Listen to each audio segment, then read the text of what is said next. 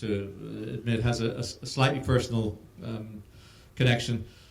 Because back about 7 years ago, two good friends of mine, John Ponton and Ian Broderick, started an organization called The Converging World.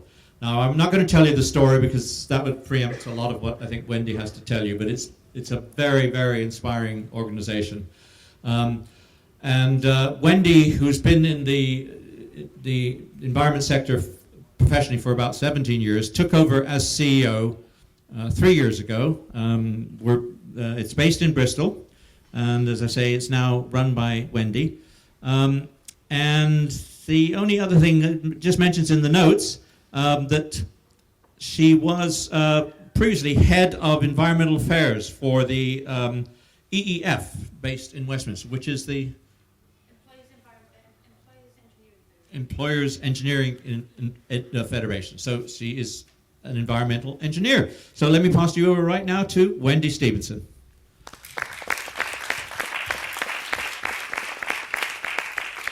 Thanks very much, Nick. Yes, actually my background, I worked with Shell and headed up UK Steel on environmental affairs and the UK manufacturing. So actually some people might think that I've come to the wrong conference to give a conversation. So, but actually I got into that because I was really passionate about the environment and about solutions, and it all started many years ago when I saw a picture of a wind turbine in an O-level physics textbook, and I thought, wow, what a good idea that is. And that's where it started for me, and it took its course through university.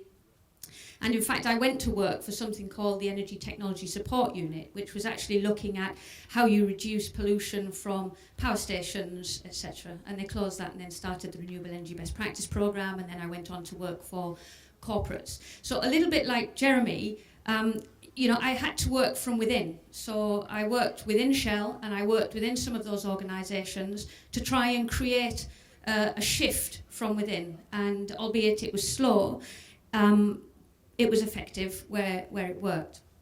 However, 3 years ago, I joined the Converging World, and I feel like I've come full circle. It is an inspiring project, started by two gentlemen, and one particular refers to himself as a sustainability nut, and most people who know him would actually agree with that. And he started with an idea that actually he was told would never work. And I'd just like to start from the beginning of that idea and just to really take you to where we are now and where we want to be. When I talk about power to the people and how to make social impact investment mainstream, this is our journey on how to get people in the city and businesses to take an idea like this seriously, so seriously that they will back it with the money that it needs. So I'll take you through that journey that we've actually come on. Okay, so just to say that the key objectives of the Converging World, when I say TCW, that's the Converging World, we're around because we want to actually implement sustainable development, care of the environment, and crucially support for socially and economically deprived communities, both in the UK and overseas. It all started about six or 7 years ago. John Pontin, in his home village of Chewmagna, there was a group there all getting together saying, how can we improve the environment in our village? And they launched something called Go Zero, and that was looking at waste and energy. It was a small idea that started just there. And like many communities now in the Transition Network, they were doing that back in about 6 or 7 years ago. And somebody came along from Climate Care and said, well, if you actually want to reduce carbon or CO2 in the atmosphere, you should really think about putting some money into some light bulbs that we can then put into South African townships, and that will actually help to reduce carbon. It'd be much more effective than doing it here. And of course some people then started saying, well, why would we do that? Why don't we help the poor people in and around Bristol? And then somebody else said, well, what's the point? You've got the likes of China and India who are spewing this stuff out. They're on a course that nobody can stop in terms of economic development. What's the point in actually reducing a few tons of CO2 here? So at that point, as I said, they could have all just gone home. But some of them, including John and Ian, stayed back and said, hang on, why don't we try and find a community in India or China that we can twin with on sustainable development, and let's tackle this issue together. And so,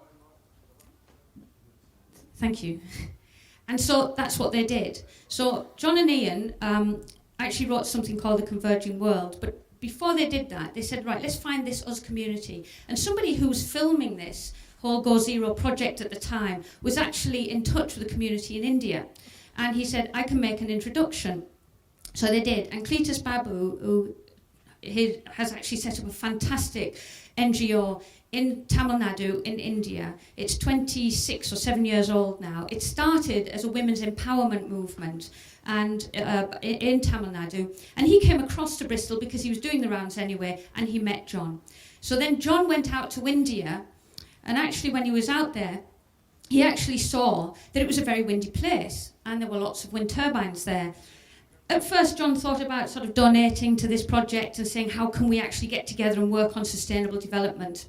And when he saw these wind turbines, he had an idea. And he said, actually, what we could do is we could invest in a wind turbine, and the money that comes from that wind turbine, we can actually use for sustainable development. And we can use it for social and for environmental projects, both in India and in the UK. And so that's what happened. So the big idea was wind turbines would go in, the power would be sold to end users, and then the money would be shared 3 ways. Some to the Indian community, some back to the UK where the money came from in the first place, and some would go in to breed more wind turbines. So instead of putting the donation in once, what happened was it actually generates income for 20 years or more. And so the £1 becomes 3. And in 2008, 2 huge 1.5 megawatt wind turbines with a hub height of 80 metres went in and started turning. That first one was built on a donation model. Those 2 wind turbines now have been turning for 4 years, and they're working very effectively. So far it's generated over 21 million kilowatt hours of clean energy. The tons of CO2 that have been emitted are 20,000 or more now. I would just like to say that if you actually generated the same number of units here in the UK, you would only save half as much carbon. And that's because the grid in India is actually twice as dirty.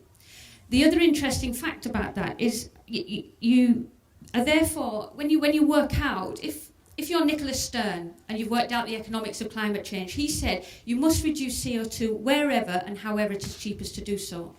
So we often get we've had some criticism for not actually putting renewable energy in here and locally. Well, one, it would probably take 10 years or more to get planning permission for a wind turbine to actually go in. And secondly, actually it's probably not, well, we know it's not as cost effective as actually what we're doing now. So for us, it makes complete sense. I'm not saying that we shouldn't put it in here, of course we should, but in our little niche, this is what we're doing, and we're doing it in India. And what that's done is it's generated funds that have gone into different projects. So, for example, we have been funding a wood stove fuel project in India. I can't believe it that people in India are still cooking on open wood in their homes. And millions die every year around the world from inhalation of really bad smoke fumes. So, just $20 buys a wood stove that actually can eliminate that. It also helps women free up more time to do other income-generating activities. So that's just one of the projects that we're doing, as well as your standard health and education that's needed in those villages. And here in the UK, we have some projects that we're working on with communities to help them understand their energy needs and to help them put renewable energy in. But also a beautiful twinning project that we've got between some young leaders in a slum in Mumbai and some young leaders in a school in Bristol, where they've actually come together and they're starting to explore their environment around them through digital technology and sharing ideas through Skype and the internet. And we call this our Young Global Citizens Leadership Programme. So that was the pilot, if you like, and there are some professionals out there that actually said to John at the time, you must be mad to do this. And actually, when I joined the company, when I joined the organisation about 3 years ago, and I looked at the financials, I thought he was mad too. Because actually what was happening was the operations and maintenance of the turbines was increasing 5% a year, but the actual income that we were getting was on a fixed tariff for 20 years. Well, there's only one way that's going to go, and that means that your expenditure is going to grow much more than your actual income, which is static. So at the time, it didn't look like this would work. However, we didn't want to just stay with 2 turbines. So what we did was we said we've got to negotiate our way out of this power purchase agreement, which is just fixed at 20 years. And this is one of the barriers for the renewable energy industry, because if you go to a bank and you borrow money, and there was 50% of the funding for this was borrowed from an Indian bank, they want a power purchase agreement that's long-term and fixed, because they want the security of those funds coming in.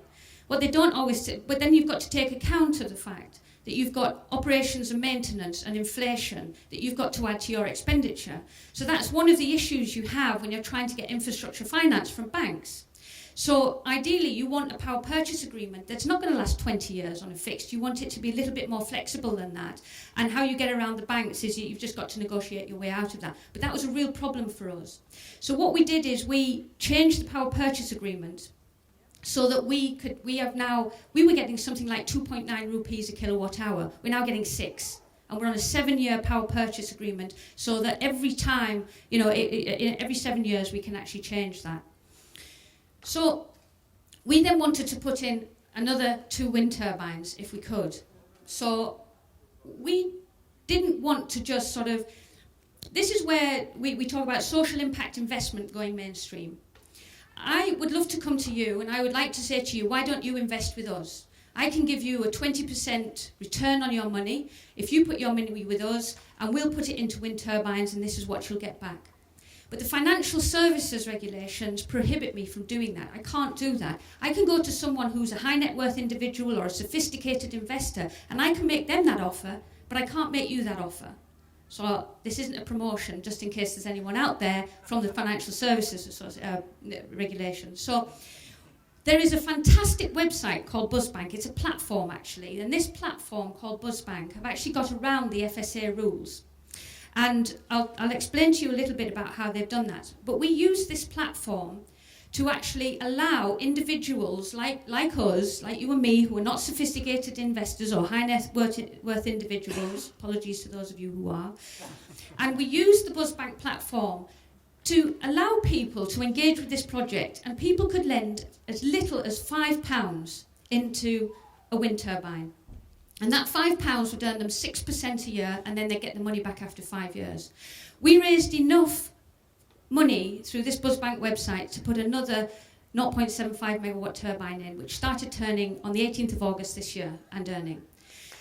So thank you. Yeah, it was a real success in the sense that we were allowing people to engage, because there are more and more people out there that would love to engage and put their money in these kinds of projects.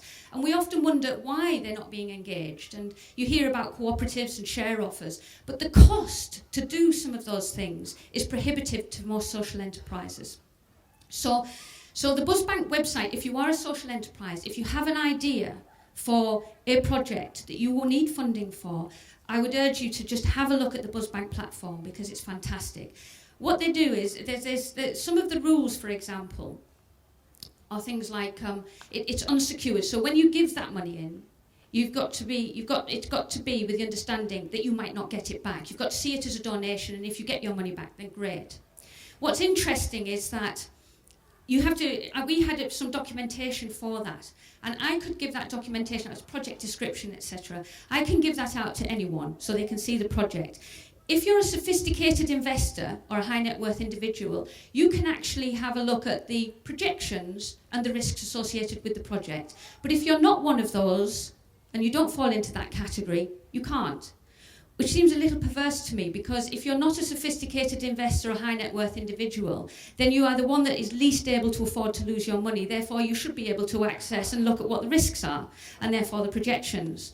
So these are some of the barriers to actually getting investment into renewable energy technology and some of the solutions that we need as a planet stays within the environmental sector and isn't shifting where it needs to be, which is in the mainstream, so that we can access large amounts of capital.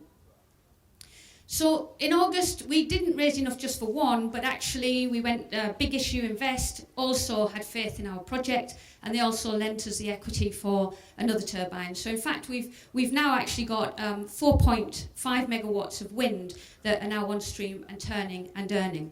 And I don't mind telling you, but the projections for that over the next 20 years are in excess of £15 million that will go back into social and environmental projects. So just from those turbines, because we reinvest some of the money into more. When you look around the world, you can see that India and other places have huge renewable energy resources. And what we've witnessed over the last 2 years, maybe just 18 months, is that you've now got huge funds like JP Morgan have just raised, I think, a $200 million fund in Singapore that they want to invest in renewable energy in Southeast Asia. And you've got others. I mean, there are literally hundreds of millions of dollars now that are sitting offshore waiting to invest in some of these projects. So we've been out there for 4 years and we see this and we think, well, hang on, don't we want to be actually putting more of this renewable energy in, because the profits that we make will actually go back into the community. The profits that they make won't. They will argue that they will in some shape or form, but we know that the fundamental, if you've read the Buddhist economics chapter within Schumacher, we know that actually theirs is to make profits which will go into pension funds and it will go elsewhere. So what we're trying to do, if you like, it's a bit David and Goliath-like, and some people will say we're nuts, but we're actually trying to raise that kind of capital. Maybe not 200 million, but maybe 50 million. So we want to now move into that space so that, in effect, we can actually invest in renewable energy, but we would share that surplus with social and environmental enterprises. And why not? Because when you look at some of the slides that was in Jeremy's presentation, where we're talking about, you know, these mass extinctions, and we're talking about problems around the world, and you know, the poverty that we see, which is going to be exacerbated by climate change, then why can't we shift much more quickly? And I think from where we're standing as a project, the way that we can see that shift happening more quickly is to be able to access some of these funds. So this is the kind of slide that then we would have to go into the city with. So and at the moment we are pounding the streets of the city. So today I'm dressed like this. I don't know what I look like because I haven't got a mirror and I slept under canvas last night, but that's your problem, not mine. But when I go to London tomorrow, I can't walk in like this, just as Jeremy was saying. If I walked in like this and said, do you want to invest 50 million in our idea, they'd just sort of look around and say, yeah, well, maybe, come back next week. So actually tomorrow I have to wear a different robe and I have to talk a slightly different language, and this is the kind of language that is used, and it's something that I've had to learn pretty quickly. Okay, I was exposed to it a little bit, but I was an environmental engineer, not a finance expert with all this strange terminology that goes on, and it terrified me at first.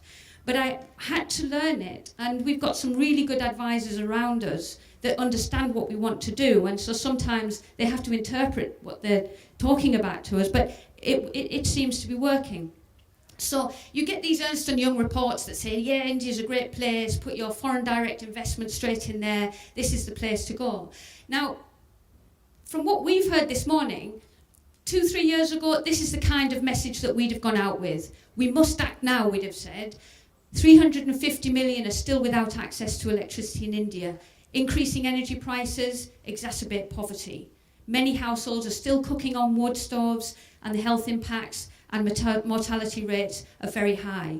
The grid is twice as dirty as it is in the UK, therefore let's put our wind energy there, and climate change is already impacting Tamil Nadu farmers, and all of that is absolutely true.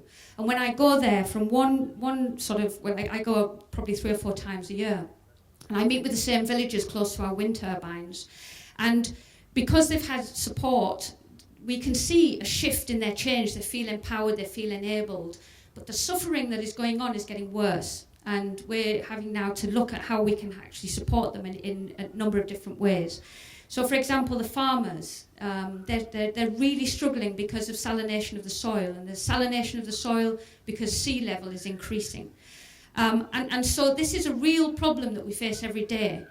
But if I walk into the city tomorrow and put that across to a bunch of investors that are not really, it bothers them, but they don't want to deal with it, they'll probably write me out a cheque for £10,000 for some water desalination, cheap treatment, and say, go away, and that's the end of it. Actually, what I want to do is engage them on their terms first, because the outcome will be the same.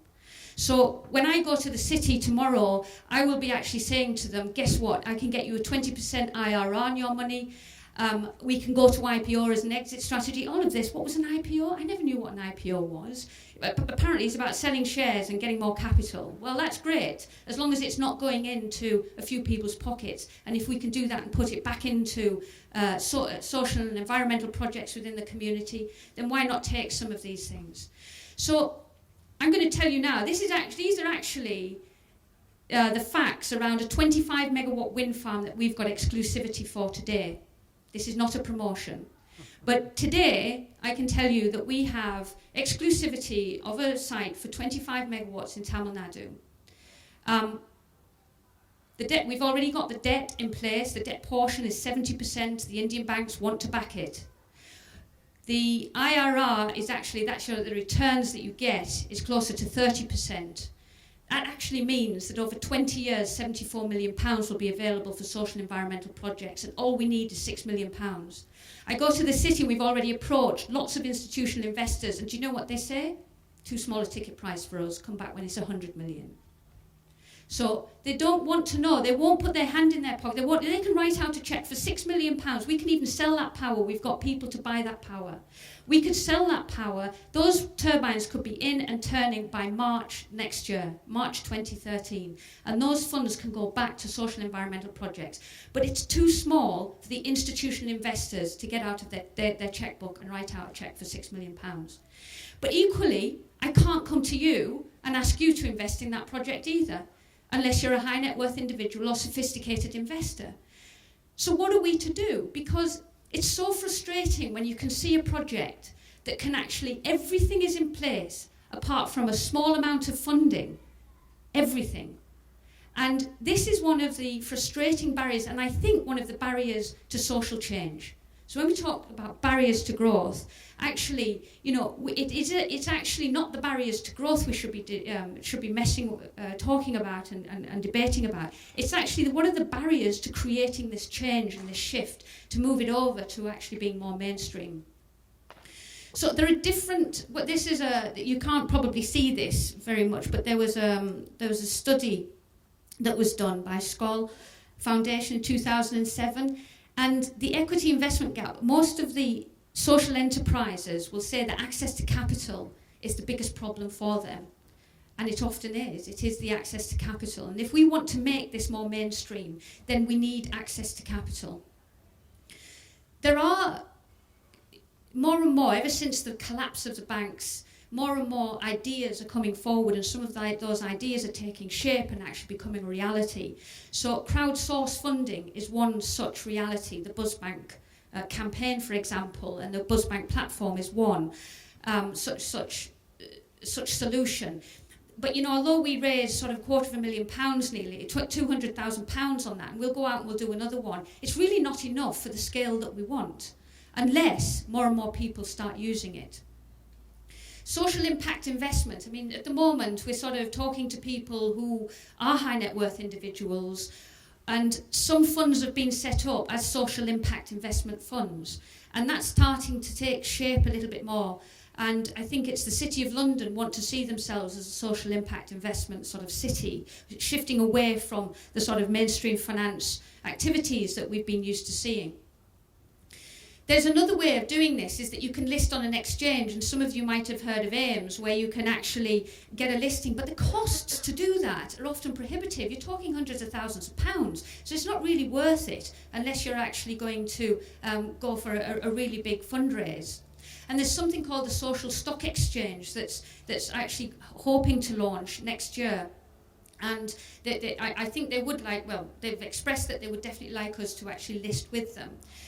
And then there's our role as an individual, and how much control we have over that. whether as an individual we can actually shift our pension funds if we have one, if we're lucky enough to have one, and whether we're whether we feel confident about doing that, and whether there's enough choice out there for us to be able to do that.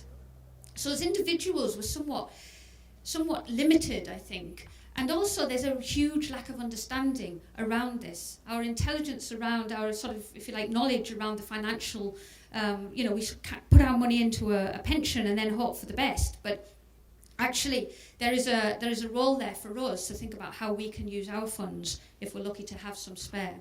So the barriers to growth, or as I would like to say, the barriers to this change, or the barriers to social return on investment. One, I would say the FSA regulations. I can't promote to you, I've just told you the facts about the project that we've got going on at the moment, but I can't promote that to you. You can't come to me and invest in that. But actually we need to improve the financial services and the way that it's actually prohibiting growth or a shift to change in this country.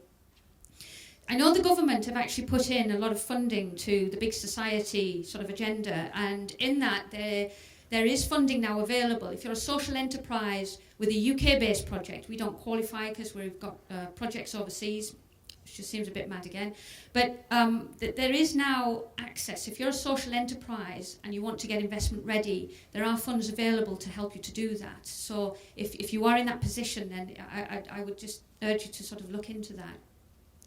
The other thing that we've come across, the other barrier we've come across, is that when we talk to people who are hedge fund managers, pension funds, etc., and we say, look, we've got this really good project.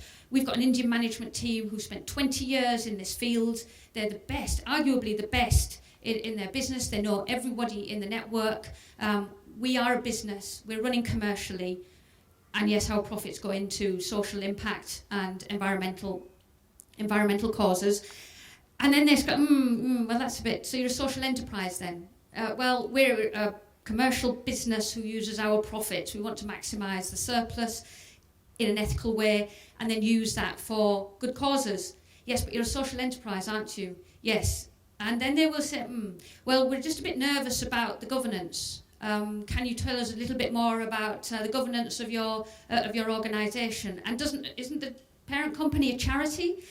And so we've got this real issue when we're caught between the devil and the deep blue sea. On the one hand, we can't come to our own family and ask for investment because we're not allowed by the financial services regulations, and on the other hand, we go to the mainstream and they don't take us seriously because we're a social enterprise, yet we would arguably say that we run our business very well. And part of that is that sometimes social enterprise is not that good at business. And I don't mind saying that because I've seen it. You get some social enterprises that come along and actually, we could do better for ourselves sometimes, our own governance and our own internal procedures. When you compare them to that of the business sector, where I've spent quite a lot of my time, they could be tightened up and we could present them and we could learn something from them and present them a little bit better. And I think sometimes we have to. If we want access and we want this to become more mainstream, and we don't want to be alternative, do we? Because we haven't got time to be alternative and fringe. Actually, the problems that we face and the next generation face means that everybody should be taking this on. So, let's, if we have to get into bed with Beelzebub for a time until we change them, then I'm in favour of doing that. The other sector, which is a very interesting one, and we're talking to charities and hoping to partner with them because charities have billions of pounds locked up. And one of the reasons why they have billions of pounds sort of locked up is because before NEF wrote Mission Possible, a lot of charities were not allowed to actually invest in anything other than would give them a good commercial return. And the independent financial advisors will sell stocks and shares and will be able to demonstrate that over time, stocks and shares will give you a fairly good commercial return. And charities were not allowed to invest in anything that wouldn't do that. But now there's some guidance from the Charities Commission that allows a charity to invest in mission or programme related investment. And that means they can take a slightly less than commercial return if what they're investing in actually complies with also helps them achieve their mission. So now that that's come out in the last couple of years and some charities are still not aware of that, it means that more and more charities can actually use their funds for this kind of investment. So we're starting to talk to charities. Incidentally, we do provide a very good commercial return. We're just not, it's not a bond, so it's not transferable and it's not secured. Not yet, but it might be in the future. So charities who have billions in the bank, collectively, could actually engage in projects like this. It doesn't have to be ours. You could do it yourselves. You know, charities could get together and start investing in renewable energy that is actually mission related, needs that kind of funding, does have a social and environmental impact, and they will get their funds back for 20 years and more and make a return on it. So I think that, you know, the very fact that the Charities Commission have now come out with this is actually a great step forward, because it will allow charities to use their funds in a much more effective way than it just kind of getting invested into some things that perhaps are not quite in line with their mission. And again, I've talked about individuals' pensions, savings and deposits. But can we do this together? Because I think this is the real crux of it. I don't want us to be seen as alternative, because the danger in being seen as alternative is we're risky. And actually there is nothing risky about putting money into wind power. Nothing at all. What we do with our profits is completely up to us. And I am prepared to actually, if it's a JP Morgan or if it's an investor that actually they just want to take their profit and do what they want, well, that's fine, because I don't want to stop the growth of this sector simply because somebody else is going to do something else with their profits. So if somebody comes along and says, there's the £6 million, we'll take our profits and we'll put it back into social enterprise, and they can take their 20% IRR, and that's fine. Some people might shudder at the thought of that, but I can't see how else we're going to start working together and bringing these people and bringing us together on that path of convergence, so it does become mainstream. And until we start talking to these people, to these dirty bankers, if you like, and we start actually getting them to understand and work alongside us, then I think we're always going to be at odds, and we're not going to tackle the issues that we need to tackle sooner. And you know, I faced this when I worked in Shell, and I remember I was doing environmental risk assessment, and I was working out in Brunei, and I used to run workshops with all the different types of roles within the organisation and get them to start thinking about what the risk impact was associated with their role within the organisation. And I was sitting in a sort of a workshop room, and people don't like it. They think, why is it taking me away from my desk? And they thought I was some hippie that had come in to give them a lecture on recycling paper. And these were actually the engineers that would design the rigs. And we sat there, and I said, okay, I'd like you to just think about what the environmental impact is that you have and what you can influence in this business. And they're like, oh, paper, turn the lights off, and that kind of stuff. They didn't really think that actually the rig that they were designing they could do something about, either before it was even built or at the end of life. And we all know the famous debate that was had over Brent Spar, etc. So, you know, by the end of the sort of 6 months, because that's how long it sometimes takes to get people to change, there was a whole shift in that engineering department, so much so that they were actually working much more closely, not only thinking about how they design, but also what they were doing in their local environment.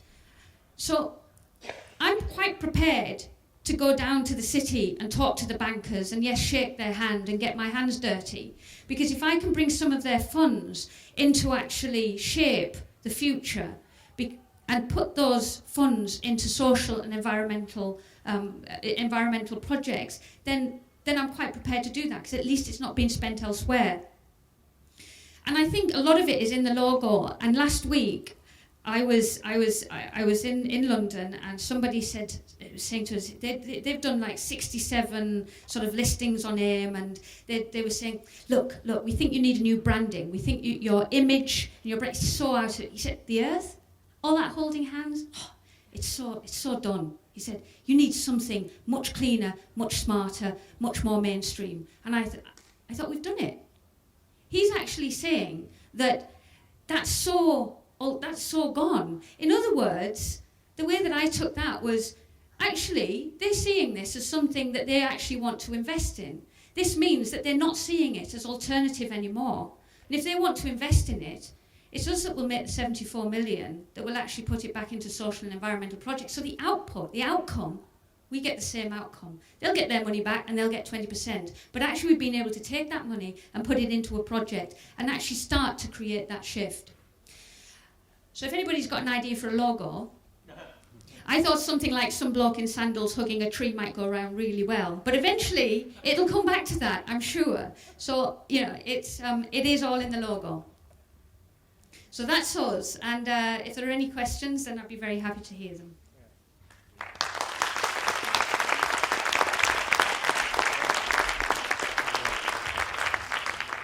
Thank you, Wendy. Very, very inspiring. We've got about 5 minutes, I think, for questions. So I'll hand that mic over to Wendy, and anybody in the audience who would like to start with a question. Over here. Thank you. You mentioned the dirty bankers. Have you found that in recent, months perhaps, with the banks having to change their ways in some ways, and that they have become more flexible in listening to you, but also, what about the takeover of certain banks by people like the Cooperative Bank, for example? Has that been a helpful issue as well for you? Sorry, it's a bit too high, sorry. Oh, sorry. That's okay.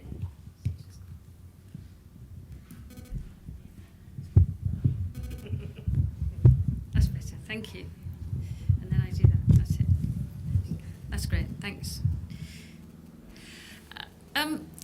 On the one hand, it's been helpful because you see more and more banks now that, through gritted teeth, they have to ask the questions and actually be seen to be doing some of the better stuff.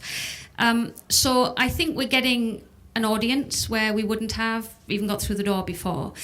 On the other hand, and this guy said it to us last week, that we're always faced with, you probably don't want to hear this, but there's no money, people are really cagey and they're hanging on to it. So we get a lot of that. So on the one hand, it's been helpful in that people are more ready to listen to us. On the other hand, people are not letting their cash go. So that's making it extremely difficult. There was also, unfortunately, last year, over the last couple of years, there was a company, I'm not sure I should name them in case I get into trouble for this, but it was an Indian wind energy company. And what they did is they listed on AIM, raised the profit, and then the director, and it was for Indian wind as well, and the director left with 20% sweat equity. And then they've changed the name and they've gone out again. So actually for us, that makes it really difficult, because what then happens is that people in the city don't actually, they see this as just another Indian wind project that's going to run off with the money and not do very much. So I hope that our differentiator, being ethical and actually want to use these projects, the profits for good, will actually set us apart from that. But it does mean that we've got a little bit of a battle to climb in the first place. It's all right, I'll project. It's more a question on the figures. It's perhaps slightly tangential, but why are big investors like JP Morgan maybe getting 20% for this, but the figure I saw for BuzzBank was 6%? That's because it was a different project, that's all. So yeah, if we could run this, if I could promote this to you, and I can't, but you would get 20%. So, yeah. Yeah. Have you considered... have you considered the Church of England and other religious organisations for investment? Yes, we have, and if there's anyone here from those organisations, we'd love to talk to them. In fact, one of the ideas we have is that at the moment we have bank finance for 60%, well, just less than 60% of the project in India. And for the next 25 megawatts, it'll be 70% of the total cost. And actually what we would ideally like to do is to partner with charities that become bankers. So then, at the moment, we pay 14% interest and the project can still stand it to Indian banks. What we would much prefer to do is that charities become bankers so they earn 14%. And that means that the social impact of that is even better then. So One more. Good.